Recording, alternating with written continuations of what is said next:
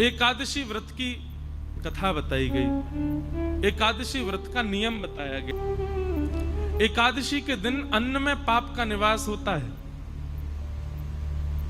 सबको पृथ्वी पर आने का एक समय है। जैसे संध्या का समय जो है वो महादेव का, इसलिए कहते हैं कि संध्या के समय पर भोजन नहीं करना चाहिए, संध्या के समय पर सोना नहीं चाहिए, संध्या के समय पर गलत काम नहीं करना चाहिए, संध्या के समय केवल एक ही काम करो, क्या भजन करो, क्यों महादेव विचरण कर रहे हैं। प्रातःकाल समय ब्रह्म मुहूर्त विष्णु भगवान का होता है, इसलिए उस समय भी कहते हैं कि जग करके विष्णु भगवान को प्रणाम करना चाहिए। मध्याह्न समय जो है वो ब्रह्मा जी का होता है, संध्या समय जो है महादेव का होता है। बाकी आप ज्योतिष शास्त्र और उसके अनुसार देखेंगे तो हर नक्षत्र का एक समय है पृथ्वी पर आगमन का। एक दिन पाप ने भगवान से कहा कि मुझे भी पृथ्वी पर स्थान दे दो। बोले तुम तो हो ही पृथ्वी पर, कितने कामों में तुम्हारा निवास है। बोले नहीं, आपके द्वारा व्यवस्थित एक ऐसी भाव हो जिसमें कभी कभी वैष्णवों को भी मेरा प्रकोप देखना पड़े, ऐसा कोई मुझे भी स्थान प्रदान कीजिए। भगवान बोले देखो, वैष्णवों को कभी पाप लगेगा नहीं, लेकिन फिर भी तुम्हारी ज्यादा इच्छा है कि हम तुमको कोई स्थान प्रदान करें। एकादशी के दिन अन्न में निवास करो, और एकादशी के दिन अन्न में पाप निवास करता है। लेकिन एक बात बहुत ध्यान से सुनिएगा, एकादशी के दिन अन्न पाने से पाप लगता क्या है। आपने किसी का हृदय दुखाया तो हृदय दुखाने का पाप लगेगा, किसी को मार दिया तो उसको पीड़ा देने का पाप लगेगा, गलत खाया गलत पिया तो गलत खान पान। एकादशी पर क्या पाप लगता है? पाप होता कौन सा एकादशी वाले दिन? बहुत ध्यान से सुनिएगा। जो पाप आपने गंगा स्नान से नष्ट किए हैं, जो पाप आपने पुण्य करके नष्ट किए हैं, जिन पापों को आपने प्रायश्चित करके नष्ट कर दिया है, एकादशी के दिन अन्न सेवन करने से नष्ट किए हुए पाप पुनर्जीवित होते हैं। इसलिए उस दिन अन्न नहीं सेवन करना चाहिए। नया नहीं लगेगा, पुराना जो खत्म हुआ है वो दोबारा रिन्यू हो जाएगा एकादशी के दिन अन्न सेवन करने से। तो एकादशी न्यू पाप नहीं लगाती, रिन्यू करती है पुराने पापों को। इसलिए उस दिन अन्न सेवन नहीं करना चाहिए। पर छोटे बालकों को, वृद्धों को, और विशेष रूप से जिनका स्वास्थ्य ठीक नहीं है उनको एकादशी व्रत पर एकादशी के दिन अन्न खाने की छूट होती है। लेकिन उसमें भी उनको चावल नहीं खाने चाहिए, क्योंकि चावल तो है वो तो पूर्ण अन्न माना जाता है, वो पूर्ण अन्न का स्वरूप है, उसका तो सेवन करना ही नहीं चाहिए। वो ज्यादा से ज्यादा रोटी पा सकते हैं, सब्जी, चावल नहीं। ये तो था एक भाव कि एकादशी के दिन अन्न क्यों नहीं खाते। और एक भाव मैं अपने मन से बताया करता हूं। एकादशी क्या है? हम सब भक्तों की, हम सब वैष्णवों की करवा चौथ है। जैसे एक प्रियतमा अपने प्रियतम के दीर्घायु के लिए व्रत करती है। अब दीर्घायु है कि नहीं वो बात एक अलग है, पर एक बात निश्चित है कि हमने ऐसा देखा अपने घरों में भी, आप सब भी देखते हो कि करवा चौथ वाले दिन माताएं जब व्रत करती हैं तो उस दिन प्रियतम का प्रियतमा के प्रति, प्रियतमा का प्रियतम के प्रति कुछ क्षण ही सही प्रेम बढ़ता है, प्रेम उद्दीपन होता है। भाई आपके लिए कोई विशेष काम करे, आपको अच्छा लगेगा ना। अब आपके लिए कोई व्रती कर रही बेचारी, सुबह से कुछ खाए पिए नहीं, तो मन में उसके प्रति प्रेम उत्पन्न होता है ना। ठीक वैसे ही हम वैष्णव जब अन्न सेवन नहीं करते, हम वैष्णव जब भूखे रहते हैं, हम वैष्णव जब केवल हरिनाम संकीर्तन करते हैं और बड़े प्रेम से, निष्ठा से, आनंद पूर्वक जब अन्न सेवन नहीं करते हैं, तो निश्चित है बाकी दिन आप ठाकुर जी को याद करते होंगे, पर एकादशी के दिन ठाकुर जी आपको याद करते हैं, आपका स्मरण करते हैं। इस भाव से एकादशी करनी चाहिए। ये एकादशी का भाव। दूसरी बात, भगवान को कुछ ना कुछ अर्पित करना चाहिए। बहुत ध्यान से सुनिएगा। हम लोग क्या अर्पित करते हैं? रुपया अर्पित करते हैं, धन अर्पित करते हैं, स्वर्ण अर्पित करते हैं, चांदी अर्पित करते हैं, कुछ भी अर्पित करते हैं। पर हमारे पास सबसे बहुमूल्य क्या है? हमारा जीवन, हमारी प्रत्येक श्वास, हमारा प्रत्येक क्षण, ये बहुत बहुमूल्य है। आज का दिन जो निकल गया, अब ये मेरे पूरे जीवन में कभी वापस नहीं आएगा। ये आज हो चुका, पूर्ण हो गया, बस अब ये दोबारा नहीं आएगा। ये पिछले बीते 5 दिन जो हमने कथा सुने, ये जीवन में कभी लौट करके नहीं आएंगे। ये हो चुके, इनकी स्मृति रहेगी जीवन भर। बस हमने पंढरपुर में कथा सुनी थी, पंढरपुर में कथा सुनाई थी। ऐसा बढ़िया मौसम था, ऐसे आनंद करते थे, सुबह ऐसा करते थे, शाम, बस ये स्मृति ही रहेगी आपके पास। ये दिन वापस कभी नहीं आएंगे। और एक बात बताऊं, आप लाख कोशिश करके दोबारा कर लो ऐसा, पता नहीं जी, फिर सोच लें, फिर कथा हो, वही हो, वैसे ही हो, सारी A to Z आप एक जैसी व्यवस्था कर लो, तब भी इस बार जैसा सुख अगली बार नहीं होगा। ज्यादा हो सकता है, पर एज इट इज ऐसा आपको दोबारा नहीं मिलेगा। ये हमेशा के लिए एक स्मृति रहेगी। हर दिन जो हमारा गुजरा वो लौट करके नहीं आने वाला है। हर क्षण जो हमारा निकला, हर श्वास जो हमारी निकली, वो निकल चुकी है बस। पर एकादशी के दिन जब व्यक्ति निष्ठा पूर्वक, प्रेम पूर्वक, आनंद पूर्वक अपने दिन की शुरुआत करता है, उसकी हर क्षण, हर श्वास, पूरा दिन वो ठाकुर जी को अर्पित होता है। और सबसे बड़ी बात, आपकी आयु 2 चीजों से कम होती है। व्यक्ति की आयु 2 चीजों से कम होती है, बहुत बोलने से और बहुत खाने से आयु कम होती है। यदि व्यक्ति बहुत खाएगा तो जीवन में, हमारा जीवन निश्चित है, इतना अन्न ही मैं खा सकता हूं। अब उसको भले ही मैं 50 साल में खा करके खत्म कर दूं तो 51 साल देख नहीं पाऊंगा, 50 में ही मुझे जाना पड़ेगा। ठाकुर जी ने सबके लिए एक अन्न निश्चित करके रखा है, उतना ही खाना है हमको।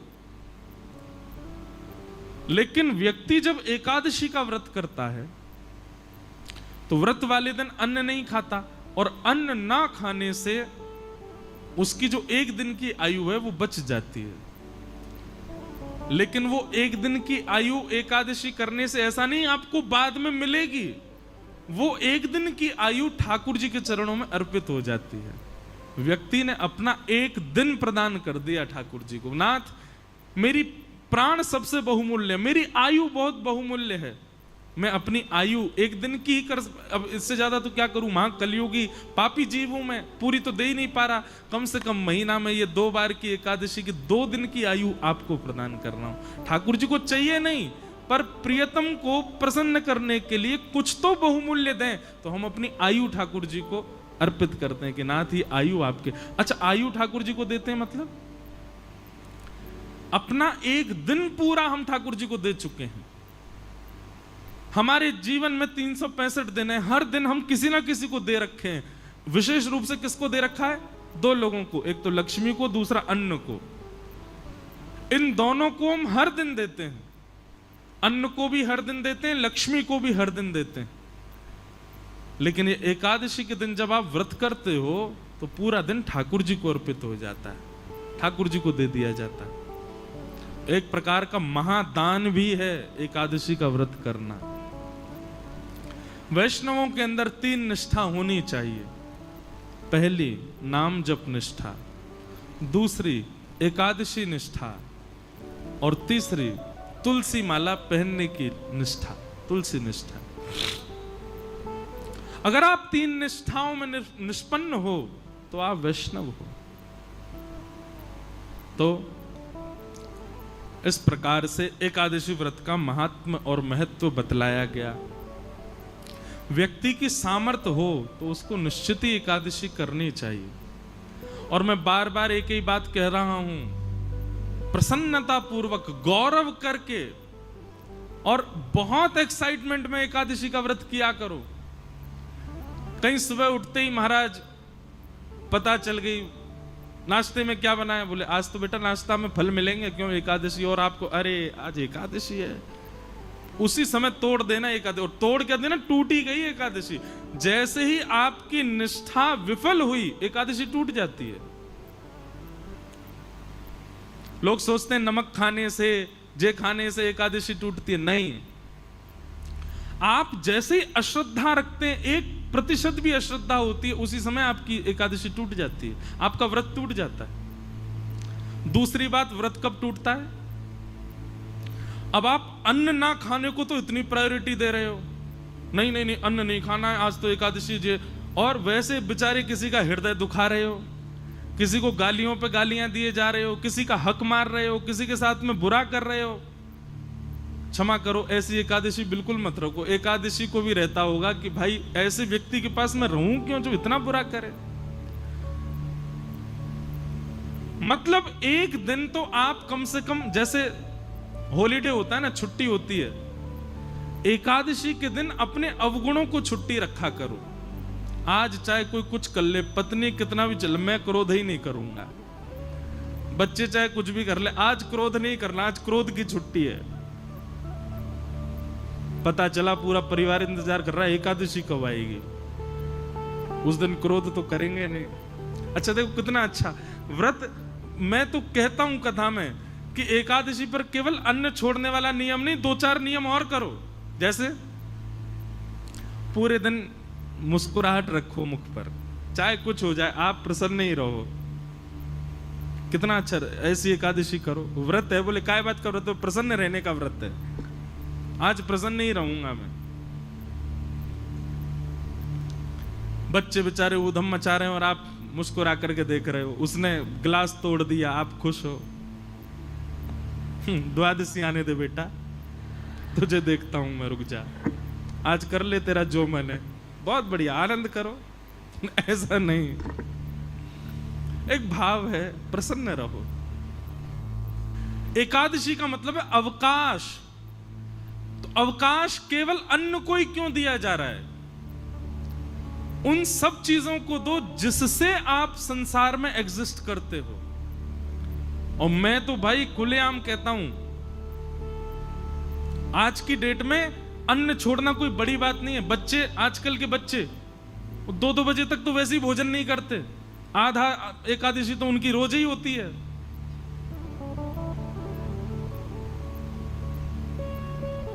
भूखा रहना कोई बड़ी बात नहीं है आज की डेट में।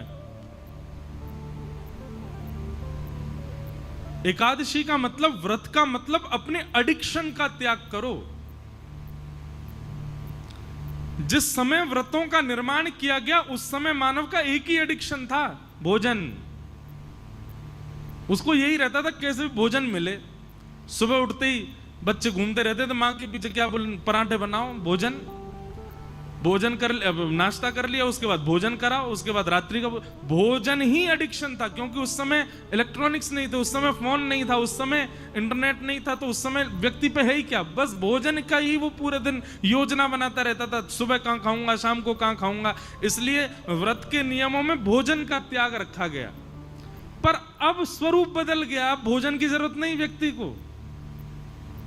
अब तो इसकी एकादशी करो। मैं तो नहीं करता, पर मैं अगर बदलाव करना चाहूं अपनी एकादशी में, तो मेरे को 2 नियम करने का बहुत मन होता है। वैसे तो बताना नहीं चाहिए, करूं तब बताऊं, लेकिन फिर भी बता देता हूं। किसी को मुझसे पहले लग रहा हो तो आज पंढरपुर में ही नियम लेके चले जाओ। एकादशी के दिन 2 नियम तो करो। पहला, मौन, बोलो मत। और ये आपके ऑफिस को, ये आपके फैक्ट्री के लोगों को, दुकान के लोगों को, परिवार के लोगों, सबको बता दो, भाई तुम मुझसे पूरे महीना बात करो, एकादशी के दिन मौन रहूंगा मैं। और दूसरा, एकादशी के दिन इसका प्रयोग मत करो। और करो तो केवल कॉलिंग उठाने के लिए उठाओगे तो करोगे क्या, बोल तो सकते नहीं हो। मौन रहो और इसका प्रयोग मत करो। इसको भी स्विच ऑफ रखो। सबको एक दिन पहले ही 10वीं को मैसेज डाल दो, कल एकादशी है, फोन बंद रहेगा मेरा। महाराज तब असली एकादशी मानी जाएगी आपकी। और फिर करना क्या, पूरे दिन केवल हरि स्मरण। सुबह जगन्नाथ जी के स्मरण से प्रारंभ करो, मध्याह्न द्वारिका जी का स्मरण करके, दोपहर में व्रजमंडल का स्मरण करो, सब कथाएं आदि श्रवण करते हुए रात्रि में पंडरीनाथ भगवान का स्मरण करके फिर अपनी एकादशी को विश्राम दो। ये है मूल एकादशी, है वास्तविक एकादशी। एकादशी को लोगों ने आजकल फैशन के रूप में एकादशी कर रहे हैं, उसका भी एक रूप बना लिया है, उसको भी एक एंजॉयमेंट। ठीक है, एंजॉय तो करना है, पर भगवत स्मृति के साथ में करना है।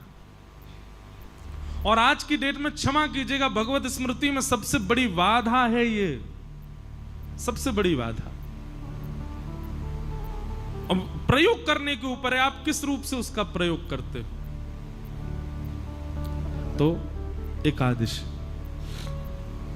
व्रत करो, और व्रत किसका करो, अपने एडिक्शन का व्रत करो, अपने बुरी भावनाओं का व्रत करो, अपनी बुरी आदतों का व्रत करो, उन सब बातों का व्रत करो जिनके बिना आप रह ही नहीं पाते हो। उनका व्रत एकादशी के दिन हो, तब आपकी मूल एकादशी।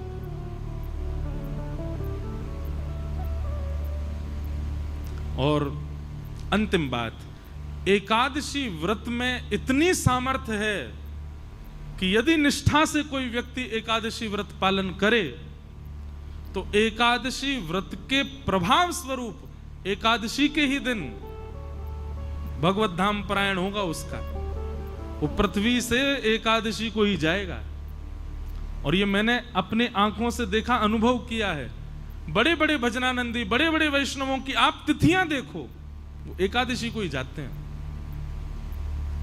और एकादशी को जाने का मतलब क्या है, स्वयं शंख चक्र गदा पद्मधारी नारायण ही उनको लेकर के गए हैं, ये इस बात का प्रमाण है। तो एकादशी व्रत में बहुत निष्ठा, एकादशी को सामान्य नहीं।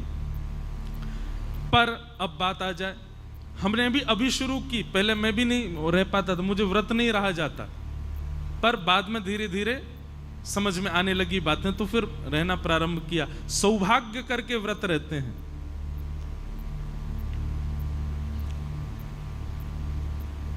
लेकिन अब कई जगह एकादशी निषेध है, जैसे जगन्नाथपुरी में वहां एकादशी नहीं होती।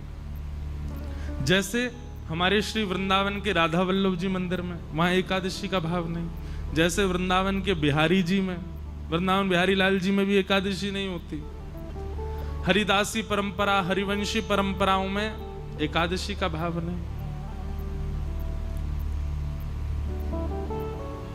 लेकिन वही बात आ गई ना, एकादशी के दिन वहां पर अन्न सेवन का विधान है, पर आपका व्रत तो अब अन्न है ही नहीं ना, आपके तो दूसरे व्रत चल रहे हैं। आपको तो फोन का व्रत करना है, आपको तो मौन का व्रत करना है। तो कहीं आपने जगन्नाथपुरी जाकर के ये कहा यहां तो एकादशी है, यहां तो कोई दिक्कत ही नहीं है, नहीं, वहां दूसरे व्रत करने हैं, वहां अन्न का नहीं करना। अन्न तो पाना है वहां पर वहां ये दूसरे अपने अपने बुरे विचार, अपने बुरे भाव, अपने बुरे एडिक्शन, आपकी जरूरतें, उन सब की एकादशी तो वहां कर सकते हो। अन्न का ही तो निषेध है, अन्न तो पाना पड़ेगा जगन्नाथपुरी में। पर ये चलाना कोई ऐसा तो है नहीं कि एकादशी उल्टी लटके, यहां तो फोन चला ही सकते हैं, ऐसा नहीं। तो चाहे राधा वल्लभ जी मंदिर में हो, चाहे हमारे बिहारी जी हो, चाहे श्री जगन्नाथपुरी हो, या और कहीं भी जहां भी एकादशी का विधान नहीं है, वहां अन्न सेवन की आज्ञा होगी। आप अन्न वहां पा सकते हो, पर बाकी की एकादशी इंद्रियों की तो आप वहां भी कर सकते हो, और करनी ही चाहिए। नहीं करोगे तो अपराध लगेगा। अच्छा एक बात बताएं, अगर आपने ये सब बातें अभी हमसे नहीं सुनी होती कि एकादशी के दिन केवल अन्न नहीं बाकियों का भी व्रत किया जाता है, तो अभी तक आपको दोष नहीं लगता। लेकिन आज आपने सुन लिया है, अब अगर अगली एकादशी पर आपने ये व्रत नहीं किए तो दोष लगेगा। आप जानो आपका काम, आप कहोगे गलत आए कथा में आज तो।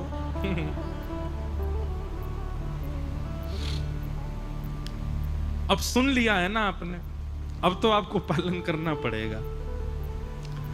फोन ही नहीं, चलो आप कहोगे ऐसा हमारा काम है कि बिना फोन के तो एक दिन नहीं चलेगा। वैसे तो व्रत ऐसा ही होना चाहिए जिससे एक दिन चले ही नहीं पाए उसी का व्रत करो, वही तो व्रत है फिर। लेकिन फिर भी कुछ न कुछ नियम ऐसे बनाओ। केवल जीव की क्यों होती है एकादशी? ये 10 इंद्रियां हैं, 10 में से चुनिए और हर एक की एकादशी करवाओ। आंखों की भी, कानों की भी, जीव की भी, त्वचा की भी, हाथ की भी, पैर की भी, अपनी गुप्त इंद्रियों की भी एकादशी करो। एकादशी ठाकुर जी उस दिन आंख खोल करके देखते हैं ठाकुर जी कौन कौन मुझे याद कर रहा है, इसलिए एकादशी व्रत करो।